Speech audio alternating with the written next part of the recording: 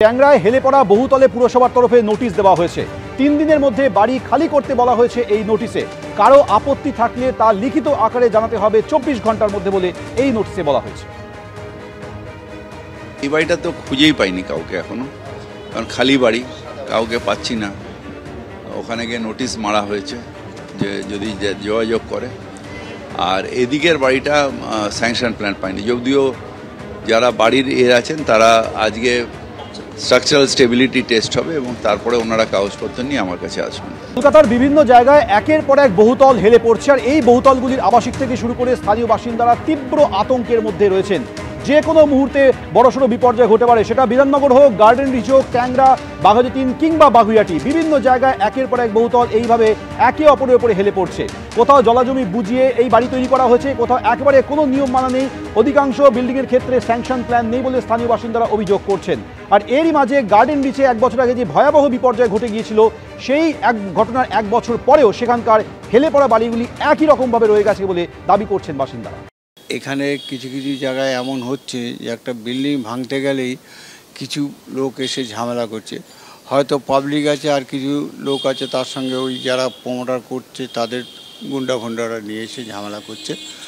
তো সেই কারণে পুলিশের হেল্প পেলে আমরা সেগুলো সবটাই ভাঙছি এবং অনেক জায়গায় আবার কোর্টের আইনে কিছুটা আটকে আছে। পৌরসভা অসহায় মানে কি, এখন পৌরসভার একটা লিমিট আছে যে পরিকাঠামো যে এত ফোর্স অমুক টুক, সেইখানে দরকার পড়লে এখন আমরা যদি থানাকে ফোন করি, থানা যা ফোর্স আছে তার 3 গুণ ফোর্স দরকার, তখনই বাধ্য হয়ে আমরা লালবাজার থেকে ফোর্স আনাচ্ছি। বাড়ি হেলে পড়া মানেই সেটা সরকার বা পুরসভার সবাই দায়ী, এই থিওরিটা যেতে পারে না। কারণ অনেক বেসরকারি যারা রয়েছেন, প্রাইভেট যারা করছেন, তারা কি কোয়ালিটি, কি ভিত তৈরি করছেন, কি করছেন, সেইগুলো তো কি করে নজর রাখা, বাড়ির প্রত্যেকটি গর্তে কি কাজ হচ্ছে সেটা তো কোনো প্রশাসনের পক্ষে সেভাবে নজরদারি করাটা একটা অবাস্তব ব্যাপার। তো এখন সেই জায়গায় দাঁড়িয়ে নিশ্চয়ই প্রশাসন গোটা বিষয়টা যথেষ্ট গুরুত্ব দিয়ে দেখবে। আবার যারা কিনছেন তারাও দয়া করে পুরোতস্তু যাচাই করে সবটা দেখা বা কেনাটা বুদ্ধিমানের কাজ, যে একটা যাচাই করে নেওয়া, পরে সবটা পুরসভার কর্তৃপক্ষ বা সরকার পক্ষের ঘাড়ে না চাপিয়ে। ফলে যদি কোথাও কোনো হেলে যায়, নিশ্চয়ই কেন হেলছে এগুলো দেখা উচিত, কিন্তু কথায় কথায় পুরো কর্তৃপক্ষ বা সরকার কর্তৃপক্ষ সরকারকে অ্যাটাক করাটাও ঠিক না। যারা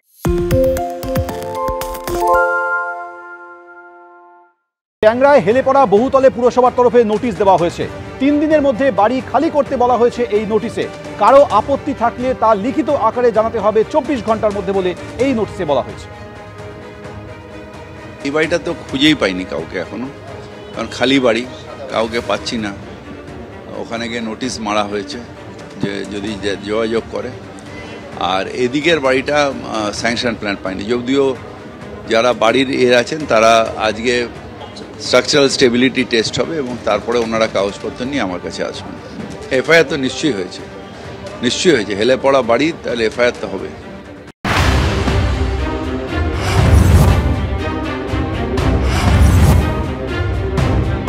এভিডেন্স ট্যাম্পারিং হয়েছে, তথ্য প্রমাণ ধামাচাপা দেওয়ার একটা প্রবল প্রচেষ্টা চলেছে।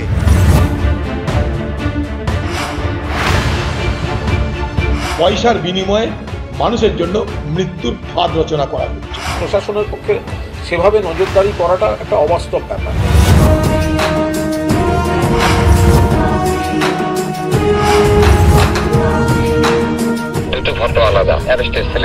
আপনারা জানেন আমাদের ভেরিফাইড এক্স অ্যাকাউন্ট সঙ্গে সুমন @time সুমন। ঘণ্টাখানিক সঙ্গে সুমন নিবেদন করছেন বিপি পোদ্দার হসপিটাল, মানে 4 ইঞ্চ কেটে হার্ট বাইপাস, সবচেয়ে শক্তিশালী ক্যাপ্টেন 600 EQR, বাড়ির আসল শক্তি। সেন্সোডাইন প্রতিদিন শিরশিরানি থেকে রক্ষা করে।